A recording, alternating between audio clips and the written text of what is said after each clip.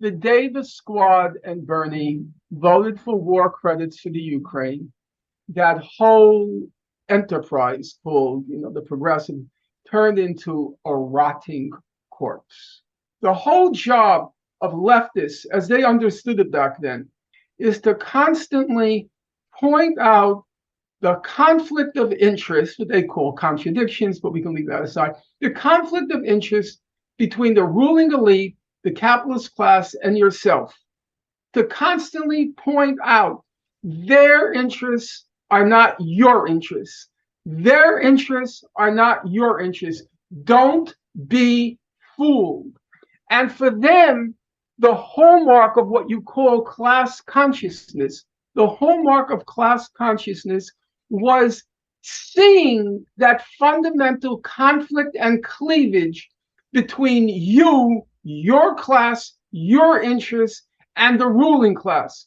Now, let me be clear. That's exactly what Bernie did. He knew, he internalized, it was in his bone and in his blood, that tradition.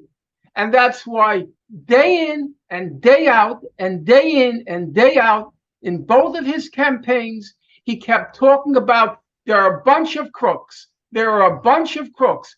Big pharma, bunch of crooks. And he did exactly what an old-time socialist would have done. Class consciousness. Their interests are not your interests. But then what happened? When it came to the foreign policy, all of a sudden, the bunch of crooks metamorphosed into a band of angels.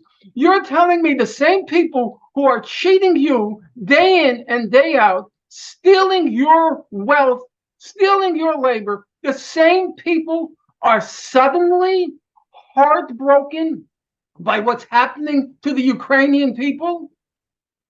Are you telling me that? They're suddenly so concerned about the Ukrainian people?